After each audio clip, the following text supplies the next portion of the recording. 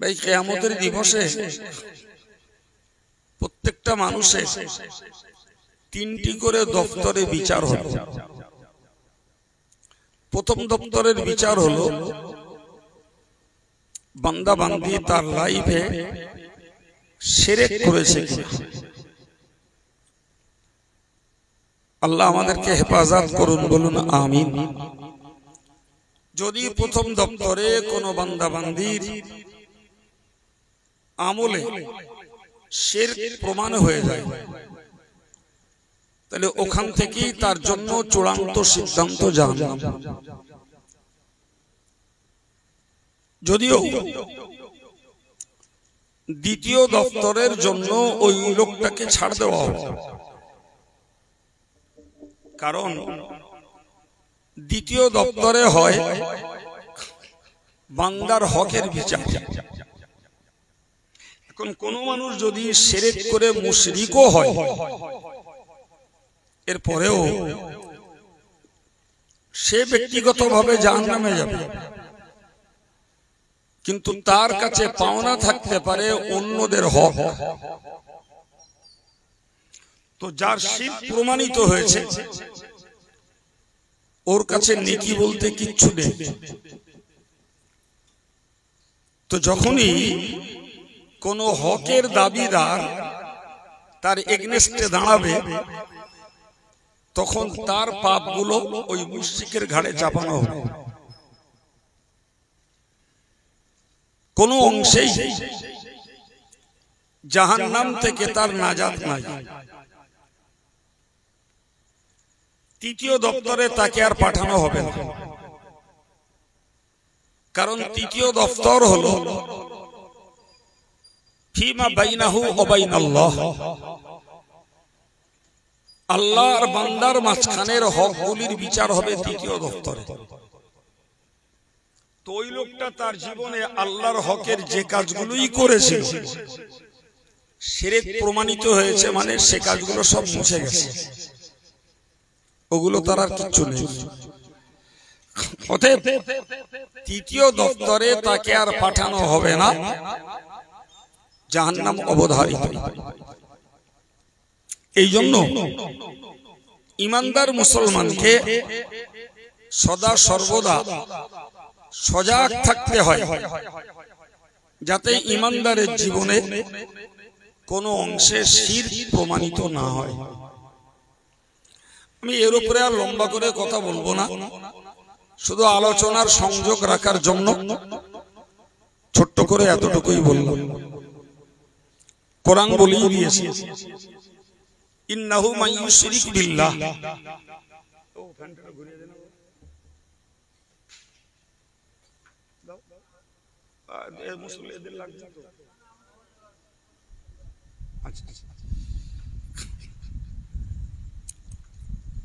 আল্লাহ বললেন মান ইউশরিক বিল্লাহ, যে লোকটা আল্লাহর সঙ্গে শিরক করে,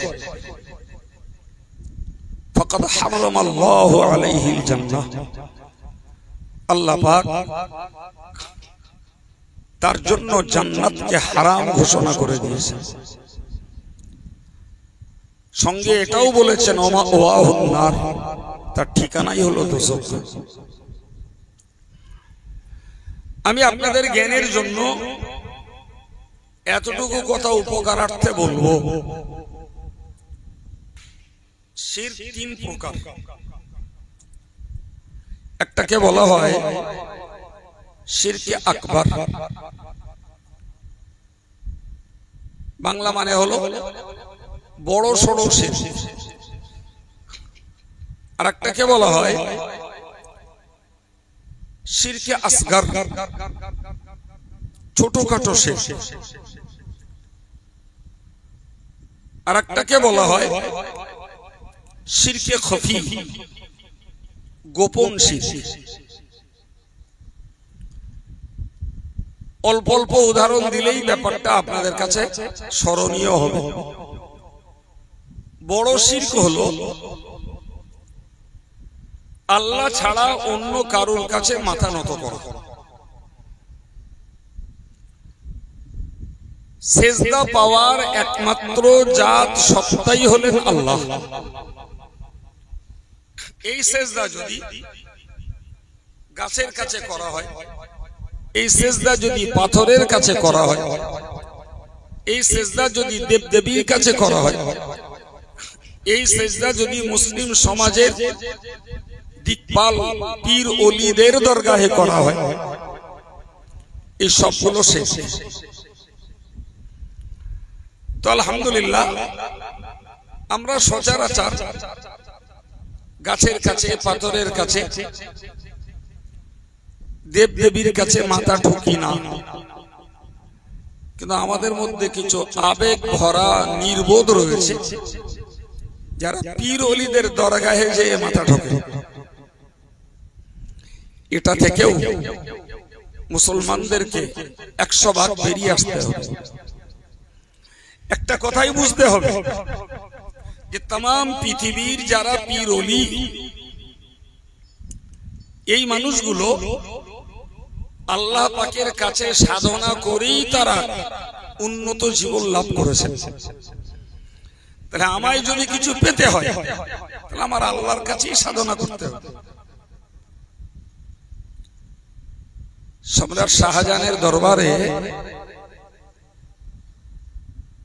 একজন ভিখারি গেছে, ভিক্ষুক ভিক্ষা করে। তো তাকে কেউ বলেছে তুমি কত জায়গায় ভিক্ষা করবে, শাহজাহানের দরবারে যাও, উনি একলা যা দেবেন তোমার আর ভিক্ষা করা লাগবে না। ও বেটা যেয়ে দেখছে সম্রাট শাহজাহান মসনদে নেই। খোঁজ নিয়ে শুনলেন তিনি মসজিদে গেছেন নামাজ পড়তে। এ বেটা মসজিদ পর্যন্ত গেছে, যে দেখছে সম্রাট শাহজাহান আল্লাহর কাছে হাত তুলে বাচ্চা ছেলের মতন কাঁদছে, আর নিজের যা ডিমান্ড, যা চাহিদা সব চাইছে। এ বেটা ভাবলো আমি এলাম এনার কাছে ভিক্ষা করতে, আর এনাই দেখছি আর এক জায়গায় ভিক্ষা করছে, তাহলে আমি এনার কাছে করব কেন, আমার দরকার তার কাছে করব। সুবহানাল্লাহ, তার ভিক্ষা বিটতেই বন্ধ হয়ে গেল। তা আমার দেশের কিছু বোকা নির্বোধ রয়েছে, পীরের নামে মান্যত করে, পীরের কবরে যে দুধ ঢালে, পীরের কবরে যে সেখানকার ধুলো নিয়ে চোখে মুখে বুকে ঘষে, সেখানে তেল ভর্তি পানি ভর্তি বোতলগুলো নিয়ে কেউ ফুফা দেয় না, ওখান থেকে ঘুরিয়ে এনে তাই ব্যবহার করে। কেউ সেখানে মোরগ দিচ্ছে, গরু দিচ্ছে। এরা কি ধরনের নির্বোধ যে যাকে তুমি পীর বলছো সে তো আল্লাহ পাকের কাছে ফিকিরি করেই তো পীর হয়েছে। তা তুমি বাবা ওইখানটাই ফিকিরি না করে ফিকিরিটা আল্লাহর কাছে করো। আমার দেশের এমন কিছু নির্বোধ পুরুষ আর কিছু নির্বোধ মহিলা রয়েছে, এরা মসজিদে যে আল্লাহর কাছে মাথা নত করা বাদ দিয়ে মাজারে যেয়ে মাথা ঠুকছে। ভাই এটা বড় শেখ, এটা আল্লাহ বরদাস্ত করেন।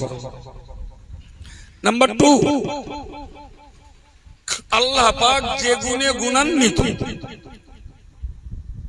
ওই গুণ আল্লাহ ছাড়া কারোর মধ্যে রয়েছে বিশ্বাস করার নাম শিরক।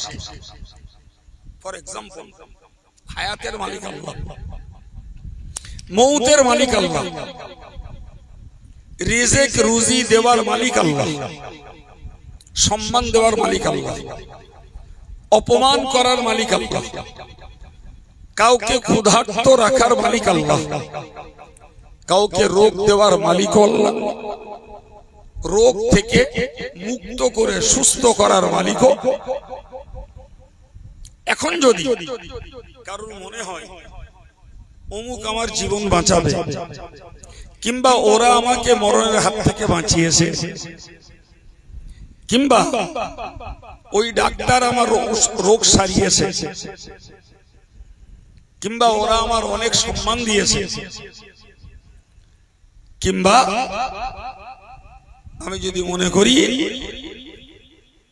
যে আমি এই অন্যায় পথ ধরেছি বলেই আমার রুজি রোজগার বেড়েছে, ভাই এই জাতীয় বিশ্বাসগুলি একটিও ঈমানের পক্ষে না বাবা।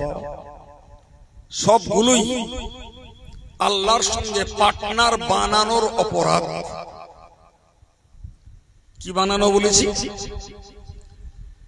শিরক আরবি শব্দটার ইংরেজি অর্থই হলো পার্টনার, বাংলায় তাকেই বলে অংশীদার। তো আমি যদি আল্লাহর অংশীদার কাউকে না বানাই, তাহলে আমি রুজির জন্য অন্যায় পথ কেন ধরতে যাব? ঔষধ খাওয়া জায়েজ আছে, ঔষধ খেতে বলেছেন রাসূলুল্লাহ, কিন্তু আমাকে বিশ্বাসটা তো রাখতে হবে। ওষুধ খাওয়া জায়েজ আছে, খাচ্ছি, আল্লাহ সারালে সারবে, ডাক্তারেও সারাবে না, আইএসআই কোম্পানির ঔষধেও সারবে না। এই বিশ্বাস গাঢ় করার নাম ঈমান রক্ষা করা। আর এই বিশ্বাসকে ত্যাগ করে দিয়ে এই গুণগুলো আল্লাহ, অন্য কারোর মধ্যে এই গুণ রয়েছে, এই ধারণা তৈরিটার নামই হলো শিরক।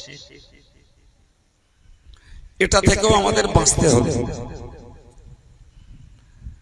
ছেলে, যুবক, বয়স্ক, বয়স্কা, সবাইকে বাঁচতে হবে। নাম্বার 3, শিরকে খফি, যার বাংলা মানে হলো গোপন শিরক।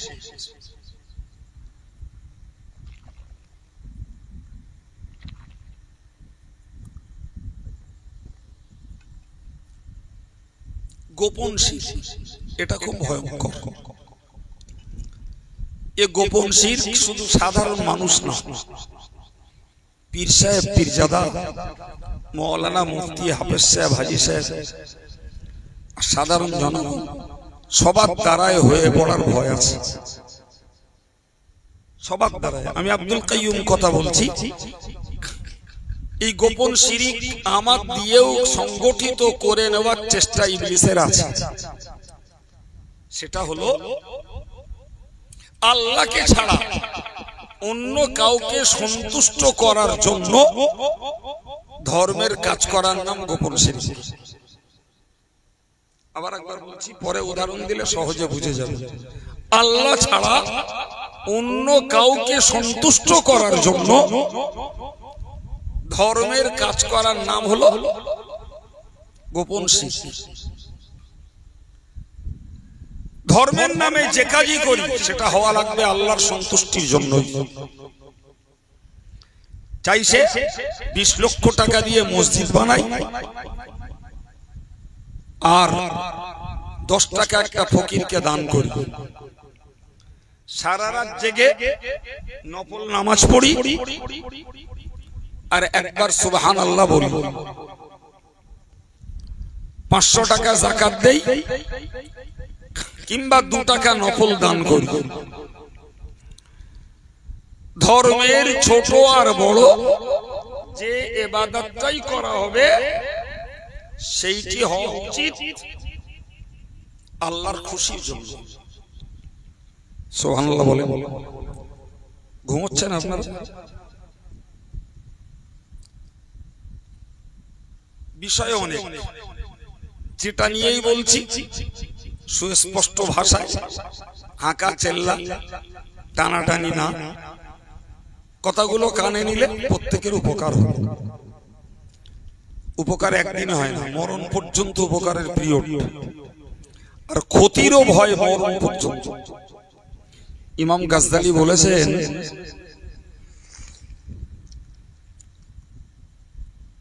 একটা মানুষের তাম জীবনের আমলকে রক্ষা করে শেষ জীবনের আমল। আবার বলছি, তাম জীবনের আমলকে রক্ষা করে শেষ জীবনের আমল। দ্যাট মিন্স শেষ জীবন পর্যন্ত মানুষের দ্বারাই শিরক হওয়ার ভয় আছে। আল্লাহ না করুন কেউ যদি জীবনের চূড়ান্ত মুহূর্তে 11th আওয়ারে একটা শিরক করলো, টোটাল জীবনের ইবাদত আমল সব মুছে যাবে, কিচ্ছু থাকবে না। কারণ কোরআন বলেই দিয়েছে, লাইন আশরাকতা লা ইয়াহবাতান্না আমালুক, তুমি যদি শিরক করো তোমার গোটা জীবনের আমলটাই ধ্বংস হবে। কথা বুঝতে পারছেন কি? তো একটা শিরক করতে ভাই 1 মিনিট সময় লাগে না, 5 সেকেন্ডের মুকদ্দমা।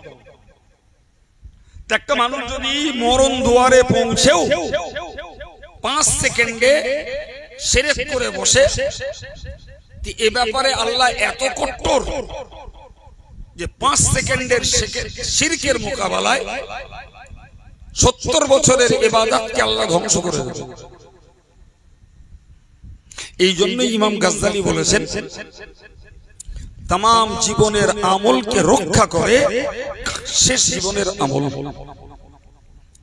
যার যখন শেষ, ওই মুহূর্তটাই সঙ্গীন মুহূর্ত। প্রিয় ভাই আমার, তো আমি আপনাকে বোঝাচ্ছিলাম যে গোপন শিরক হলো এক কথায় আল্লাহর সন্তুষ্টি ছাড়া অন্য কোন স্বার্থে ধর্মের কাজ করা। আমি ছোট বড় সব রকমের উদাহরণ কয়েকটা দিয়ে আপনাদেরকে বুঝিয়েছি। আমি আব্দুল কাইয়ুম হজ করছি, হজের সাবজেক্ট কম নেই, অনেক আছে। তো মাথা ঘামিয়ে ঘামিয়ে আল্লাহ আমি এসব বলবো, সাবজেক্ট অঙ্ক কষে এখানে পর্যন্ত উঠিনি, বসা পর্যন্ত আমার কাছে সাবজেক্ট ছিল না। যে সাবজেক্টের উপরে কথা বলাচ্ছেন আল্লাহ, আমি কথা বলছি, তো আমার চিন্তা আল্লাহ দ্বীনের খেদমত নয়, মানুষের কাছে নাম কেনা, কিংবা হেদায়েতের বাণী মানুষকে পৌঁছে হেদায়েতের পক্ষে মানুষকে ডাকা নয়, বরং এই সুবাদে দুটো পয়সা কামাই করা, ওটাই আমার লক্ষ্য। নাউজুবিল্লাহ। আমার হজ করাটাও শেষ, আমার হজ করাটাও কি বলেছি বলেন না, একদম। সুতরাং এটা অত্যন্ত ভয়ঙ্কর জিনিস, এবং এমন ভয়ঙ্কর যে নাম কেনার ধান্দায় কাজ করার এই দোষ কার্যক্ষেত্রে পীর সাহেবের মধ্যেও ঢুকে পড়তে পারে, পীরজাদার মধ্যেও, মৌলানা মুফতি হাফেজ সাহেব, ইমাম সাহেব, সবার মধ্যেও ঢুকে পড়তে পারে। সুতরাং বাঁচার চেষ্টাটা করা লাগবে 100%। এবং এই জন্যই প্রত্যেকটা ইমানদার মুসলমানকে সারা দিনের শেষে অন্তত কিচ্ছু না পারি তো একটু তওবা করে নিজের ঈমানটাকে দুহরিয়ে ঘুমানো উচিত। কারণ আমি আজকে একটা শিরক করে ফেলেছি, নাউজুবিল্লাহ। আমার এই পর্যন্ত আমল যদি ধ্বংস হয়, তাহলে তওবা করেছি মানে কালকের যে আমলটা করব ওটা অন্তত টিকবে। ঠিক এভাবেই যদি আমি আমার নিয়ম বানাই, তো যেদিন আমার মৃত্যু হবে, আল্লাহ না করুন যদি পিছনের জীবনের সব দিনগুলোর ইবাদত ধ্বংস হয়ে যায়, শেষ দিনটার আমলটাও টিকবে। আর আল্লাহ চাহে তো ওই একটা দিনের আমলই বান্দার জন্য নাজাতের ক্ষেত্রে যথেষ্ট হতে পারে। সম্মানিত ভাইরা, আমি এ প্রসঙ্গের কথা ছাড়ছি। যতটুকু জ্ঞান চর্চা হয়েছে আমার বা আপনাদের সকলের উপকারের জন্য, আল্লাহ উপকারটুকু আমাদের নেয়ার মতন তৌফিক দেন, বলুন আমিন। 2 নম্বর কথা বলছি, আমি গোড়ায় বলেছিলাম যে ঈমান ওয়ালাদের জন্য আমলের দাওয়াত দিতেই এই সভা। মনে রাখুন, আমাদের দেশীয় বাংলায় একটা কথা বলে, বৃক্ষ তোমার নাম কি, ফলে পরিচয়। তো আমার নাম মুসলমান, আমার পরিচয় আমার নামে নয়, আমার ফলে। আবার বলছি, আমার ফলই হলো আমার নামের পরিচয়। কথা বোঝা গেল কি? তো একজন মুসলমানের ফল, ভাই আমরা রমজান মাস ছাড়লাম, আজকের 1 সপ্তাহ, গত সপ্তাহে আজকের রাত ছিল ঈদের রাত। তো কেউ রোজা রেখেছেন, তার গায়ে কোনো প্লাকেট লাগানো নেই, সুতরাং তাকে রোজাদার বলতে গেলে আলাদা করে ঢেঁটরা দিতে হবে। কেউ হজ করেছেন, তার গায়েও প্লাকেট লাগানো নেই, তার কাছের লোকেরা জানে লোকটা হজে গেল, দূরের লোকে জানে না।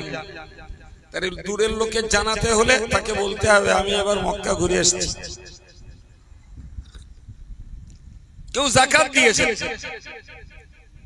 সেটি সাধারণভাবেই গোপন জিনিস। আমি গরিব মানুষ, আমারে বাবু আমারে যাকাত দিল। হুজুর আপনি গরিব মানুষ, এই যাকাতের টাকাটা আপনার দিচ্ছি।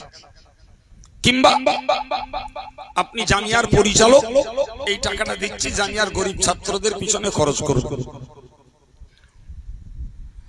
এ আলাদা করে ঢেঁটরা পেটা ছাড়া ছেলেটি যাকাত দিয়েছে প্রমাণ হবে না। কিন্তু জানেন তো, নামাজ এমন একটি ইবাদত, ও ঢেঁটরা দেওয়া লাগবে না, দিনে 5 বার। মাঠে পড়লো লোক বুঝতে পারবে এই লোকটা মুসলমান, মসজিদে পড়লো লোক বুঝতে পারবে এই লোকটা মুসলমান। যদি কেউ ট্রেনে নামাজ পড়ে, বাকি প্যাসেঞ্জাররা বুঝবে এই লোকটা মুসলমান। এরোপ্লেনে নামাজ পড়বে, এয়ার হোস্ট যারা, তারা জানবে এরা মুসলমান। সুতরাং নামাজির মুসলমানিত্বের কোন পরিচয় দিতে হয় না, উইদাউট এনি ডিসিগনেশন, কোন চিহ্ন ছাড়াই নামাজি মুসলমান বলে পরিচয় হয়। সুবহানাল্লাহ। অন্যগুলো দেখবেন আপনি 2 মিনিট। ভাই লুঙ্গি অমুসলমানরা পরে, দাড়ি অমুসলমানরাও রাখে, টুপি অমুসলমানরাও পরে, গরুর গোশত অমুসলমানরাও খায়, মুসলমানদের আচার অনুষ্ঠানে অমুসলমানরাও আসে, নাম মুসলমানদের মতো অমুসলমানদেরও আছে। যদি অমুসলমানদের সুযোগ দেওয়া হয় মক্কা যাওয়ার, এত পরিমাণ যাবে মুসলমানরা যাওয়ার আর জায়গা পাবে না। এই কথা বুঝতে পারছেন? রোজা, যার গোদা বাংলায় সাহিত্যের ভাষায় উপবাস, কেউ ওরা করে। তাহলে এখানে মুসলমান আর অমুসলমানের পৃথকীকরণ, পার্থক্যের কিছু নেই রে বাবা। মুসলমানের স্পেশালিটি, বৈশিষ্ট্য, এইগুলোর দ্বারাই প্রমাণ করা যায় না। হ্যাঁ বলেন যায়, আপনি দেখাতে পারবেন না কোন বেনামাজি নামাজ পড়েছে, কোন অমুসলিম নামাজ পড়েছে, রেকর্ড না। এটাই মজার ব্যাপার। ও দান করবে, ও প্রয়োজনে উপবাস থাকবে, ও আপনার ঈদে আসবে, ইসলাম সাহেবের ময়দানে আসবে, বন্ধুর বাড়িতে এসে কোরবানির গোশত খেয়ে যাবে, দাড়ি রাখবে, টুপি পরবে, কুর্তা পাঞ্জাবি পরবে, পায়জামা পরবে, নামাজে নাই বাপ। কথিত রয়েছে যখন কাবার এরিয়াতে ঢোকা অমুসলিমদের জন্য নিষিদ্ধ হয়নি, নিষিদ্ধ হয়েছে 9ম হিজরিতে, এর আগে নিষিদ্ধ হয়নি। তো কথিত রয়েছে গুরু নানক কাবায় গেছিলেন, কাবার চত্বরেই পৌঁছেছিলেন। তো কাবার চত্বরে পৌঁছে কাবার দিকে পা দিয়ে টান টান হয়ে শুয়ে পড়ল। এক অশিক্ষিত ভদ্রলোক মুসলিম গুরু নানককে যে বলল আপনি ওই দিকে পা দিয়েছেন, ওইদিকে আল্লাহ রয়েছে। নিঃসন্দেহে লোকটা ভুল কথা বলেছে, কারণ আল্লাহর কোন নির্দিষ্ট দিক নাই। প্রিয় ভাইরা আমার, গুরু নানক লোকটার এই লিকেজটা পেয়ে, তার এই ছিদ্রটা পেয়ে বলল ভাই তুমি এক কাজ করো, যেদিকে আল্লাহ নেই আমার পাটা ঘুরিয়ে সেই দিকে দাও। ও যেমন ভুল করেছে, গুরু নানক তেমন তাকে একটা শিক্ষামূলক জবাব দিয়েছে। ভাই এ পর্যন্ত গুরু নানকের লাইফ হিস্ট্রিতে পাওয়া যায়, কিন্তু তাই বলে গুরু নানক কাবায় যে ও নামাজ পড়েছে এই রেকর্ড কেউ লিখেনি। এখন আপনি বলুন, এটা একটা চলন্ত রাস্তা, সামনে মধ্যে ট্রেন লাইনে যাওয়ার এলাকার সুযোগ রাস্তা। তো মনে ভাবুন এই চলন্ত রাস্তার পাশে একটা ওয়েটিং প্লেসে দুটো ছেলে বসে আছে। একটা ছেলের পাঞ্জাবি পায়জামা পরা, মুখে ভালো ফ্যান্সি দাড়ি আছে, চেহারাটা খুব সুদর্শন, জি। আর একটা ছেলে বসে আছে, স্যুট পরা, শার্ট পরা, প্যান্ট পরা, দাড়ি চাচা, গোপ চাচা, একেবারেই মোস্ট অর্ডিনারি একটা ইয়াং ছেলে। মসজিদে মাগরিবের আজান হলো, এখন ওই দাড়ি চাচা, গোপ চাচা, প্যান্ট শার্ট পরা ওই ছেলেটি উজু করে মসজিদে ঢুকলো। ভাই এই পাড়াস্ত যত মুসল্লি, তার দাড়ি নাই, গোপ নাই, স্যুট পরা, প্যান্ট পরা, কারোর অধিকার নাই তাকে মসজিদ থেকে বাইরে যেতে বলবে। সে যখন নামাজ পড়বে এক বাক্যে সবাইকে বলতে হবে ছেলেটা মুসলমান। কিন্তু যে ছেলেটি কুর্তা পায়জামা পরে, ফ্যান্সি দাড়ি দিয়ে, সুদর্শন চেহারা নিয়ে ছিল, সে যথারীতি বসে আছে, এই ছেলেটাকে নিয়ে ডাউট আসবে, এ আমাদের না মনে হয় অন্য কারোর হবে। কথা বুঝতে পারছেন না? তাহলে এই যে দুটি ছেলের ভিতরে পরিচিতিটাকে স্পষ্ট করে দিয়েছে, এর নামাজ পড়া আর ওর নামাজ না পড়া। সুতরাং আমি আপনাকে বোঝাতে চাইছি, মুসলমানিত্বের পরিচয় যদি আমাকে বিনা ঢেঁটরা পেটায়, বিনা অ্যানাউন্সমেন্টে, বিনা প্রচারে যদি নিজেকে মুসলমানিত্বের পরিচয় দিতে হয়, তার মোস্ট এন্ড ফার্স্ট সিম্বল হলো নামাজ পড়া।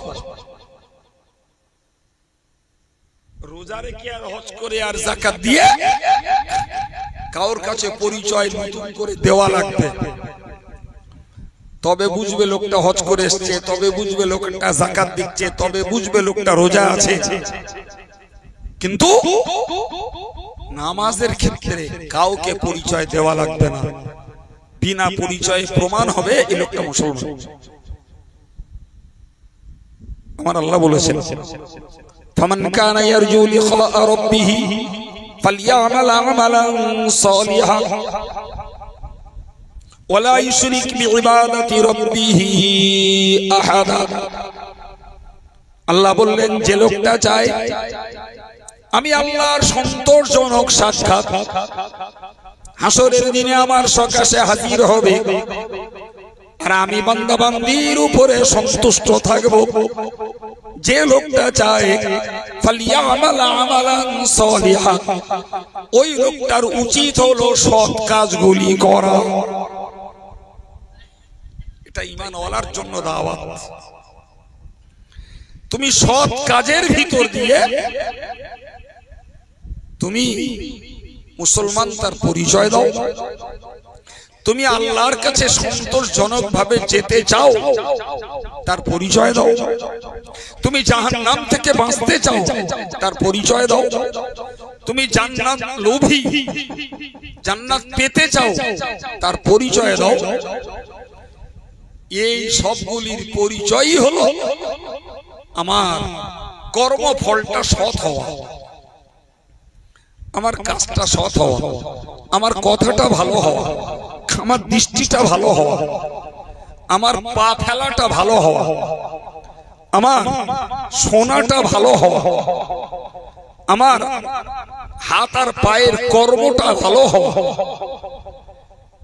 সব ভালোর ঊর্ধ্বে আল্লাহ আল্লাহ রসুলের মতো কাজ করাই হলো চূড়ান্ত ভালো।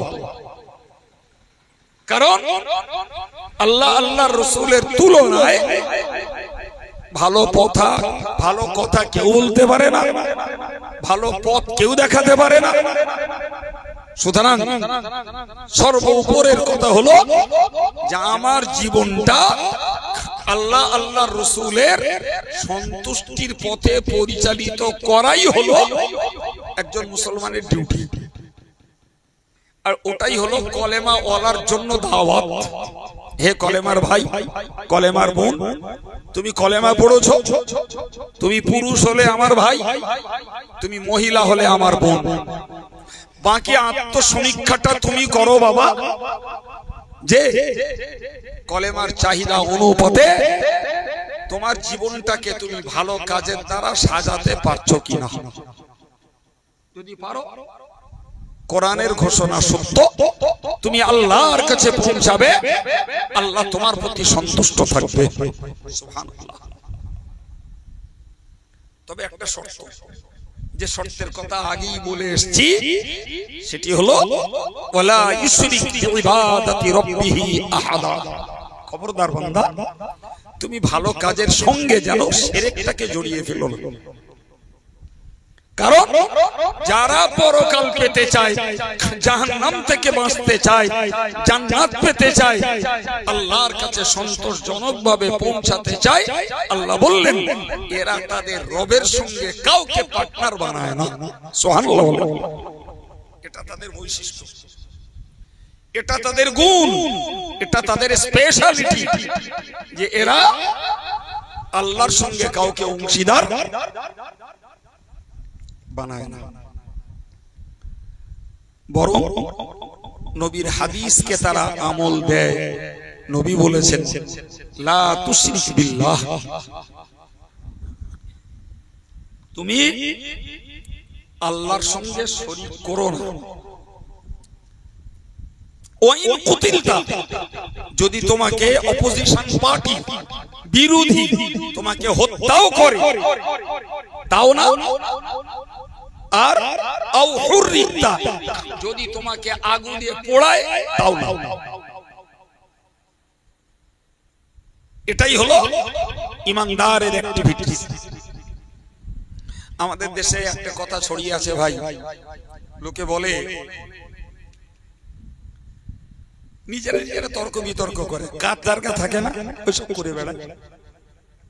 কি বলে বলেন তো? বলে জীবন বাঁচানো ফরজ না ঈমান বাঁচানো ফরজ। তা সে সিদ্ধান্ত নিয়ে নিলে জীবন বাঁচানো ফরজ। ডাহা একটা ভুল কথা। ওরে বাবা, ঈমান থাকলে জীবন থেকে লাভ আছে, আর ঈমান যদি নাই থাকে তো জীবন থেকে লাভ নেই।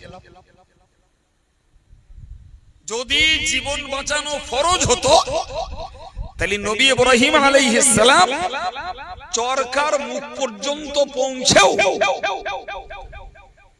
তিনি আল্লাহর একত্ববাদকে ভুলে যে নমরুদের সহযোগিতায় বাঁচতে চাইতেন। নাউজুবিল্লাহ। কিন্তু তা চাননি। বরং ইমাম নবাবী লিখেছেন তিনি চরকার মুখটাতে পৌঁছেও বলেছিলেন হাসবি আল্লাহ, আমার জন্য আমার আল্লাহ যথেষ্ট।